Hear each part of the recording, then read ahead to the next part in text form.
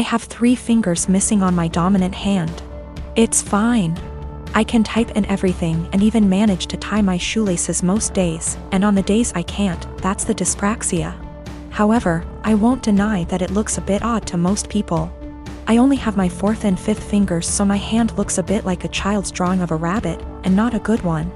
I'm used to people asking about it, usually after staring for a good minute or 2, but I still find it annoying. I really don't get why you'd think it would be an okay thing to ask someone about, but hey, I wasn't raised in a barn. Usually I nip the questioning in the bud by just explaining the truth from the get-go, and assuming that enough people will gossip about it that the message will spread by the end of the day. It always does. Anyway, I started a new job about a month ago, and I honestly could not face going through that same cycle again. I felt like the time had come to not play into it anymore and to make something out of it, and I decided to make myself laugh. When the first new coworker asked about it, I completely lied and told her that I chewed them off as a baby. I then decided to tell the next person who asked that I cut them off with a plastic knife at a picnic. And the next person that I was born with 6 fingers and they removed too many, and so on. All genuinely ridiculous reasons, but I'm a good actor and they actually believed my stupid lies.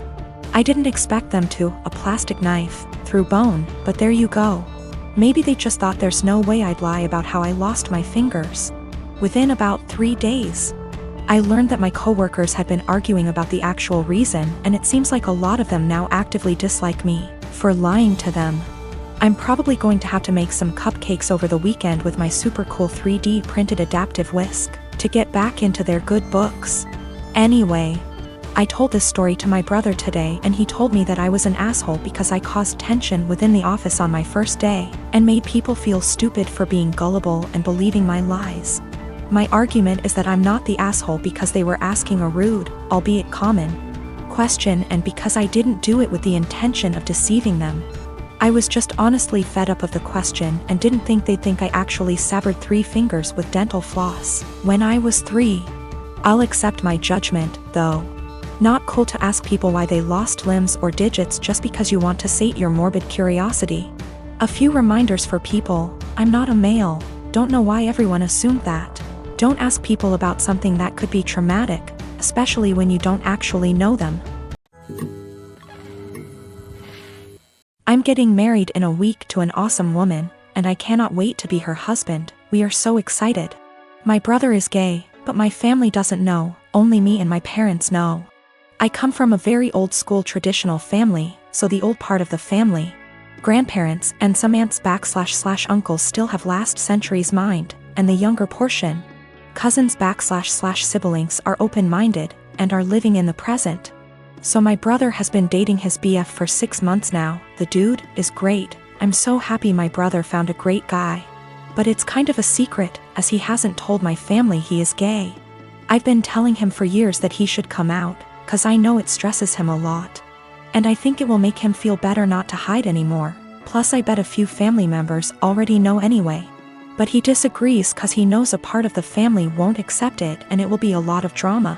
I see the opposite. I see it as the sooner you know who the idiots are, the sooner we can cut them from our lives. I have no interest in having someone in my life that doesn't accept my brother being gay. Anyway, that's his decision, not mine, so for now he won't say anything. Until a few weeks ago, when he said he wants to bring his BF to my wedding. I was not expecting that, to be honest. So he went from 0 to 100 pretty fast. If it was any other occasion I would be supportive, obviously, but I don't think my wedding day is the day to do that. Imagine all the drama and gossip and bullshit that would happen. And I don't want to get the attention away from my fiancé. That's her day. And I don't want to have to worry about that on my wedding day, and I think it's a pretty good reason. I asked him why my wedding day. He said it's because he wants to celebrate love with the 2 people he loves the most. Me and his boyfriend. This is killing me. I would fight my whole family for my brother and never speak to them again if I had to. But my wedding day is supposed to be a celebration, not a family fight, and I can't do this to my wife. That might ruin our future. I didn't even tell her. She is already stressed out, don't want to make it even worse, with a heavy heart. I asked him to please come alone to the wedding, and that I hope he understands me. He started crying and left my house without saying anything. Next day I got a text and he said, "Don't worry, going alone." I tried calling him but he didn't answer me, and my parents don't seem to know what's happening because they didn't say anything. He eventually called me back a few days later, we spoke, he said he understands my side, but things are still weird between us. Is the worst situation of my life. Spoke to fiancé, couldn't keep this from her anymore, she agreed with me. I know it won't be my brother that would cause trouble. The trouble would start with remarks and looks from some aunt/uncle. Doesn't matter, we are spending a lot of money on this wedding, planned it for a long time. My fiancé put her heart and soul into planning this wedding. I don't want to see my bride or mom crying, or some idiot uncle insulting my brother. Literally every other day of my life I will support my brother's decision to come out. Even at the wedding, I would obviously defend him. But the point is, not at the wedding. My girlfriend, Rose, and I have been together for 4 years and she is 5 months pregnant with our first child. My mom seemed to really like Rose, or at the very least tolerated her, but after we announced that we were expecting, something definitely switched in her. She has become extremely rude and disrespectful towards my girlfriend. She makes passive-aggressive comments at every chance she gets. I've had to take a step back from my mother until she fixes her behavior. Rose had gone to visit her family who lives far out of town. It was a very last-minute trip, and she drove herself to the destination and back. Unfortunately, at around 6 p.m., her car broke down and she was forced to pull over. Fortunately, my brother, Chris, who's great with cars and lives about an hour and 1/2 from where Rose was stranded, was willing to pick her up and sorted everything out. I was out of the country, so I'm grateful that my brother sorted everything out for her. Chris moved back in with my mom about a year ago. Obviously, the situation wasn't the best, especially considering the tension between Rose and my mom that exists for no particular reason. But I hoped my mom could put her pettiness aside for at least a night. It was too late for Chris to drive Rose back home, so my brother told her that he would drive her back tomorrow morning. An arrangement that my mom seems to not like, but one that she managed to keep her mouth shut about, my girlfriend tells me. Rose helps prepare dinner, wash up, and actually engage in a decent conversation with my mom for the first time in ages. However, they mostly avoid each other. Chris goes to bed earlier, leaving my mom and Rose. My mom lives in a 2-bedroom apartment, and since both bedrooms were taken, Rose assumed that she would be sleeping on the couch. She apparently assumed wrong. My mom gives Rose the thinnest blanket ever and basically screams at her, telling her that she has to sleep on the floor to not ruin her couch. She tells Rose to make do with the pillows on the couch and the blanket that provides zero warmth. Rose thought about protesting, but ultimately decided against it. According to Rose, my mom kept opening her door to check if she was sleeping on the couch, so she couldn't even try to sleep on the couch. At 5 a.m., Chris found Rose on the couch and let her sleep on his bed. He ended up telling me, but told me to not make a big fuss out of it. I did the exact opposite. I called my mom, very angry, and told her that she was disrespecting her so badly. She tried to defend herself by saying that she didn't harm the baby, and it's okay for pregnant women to sleep on the floor.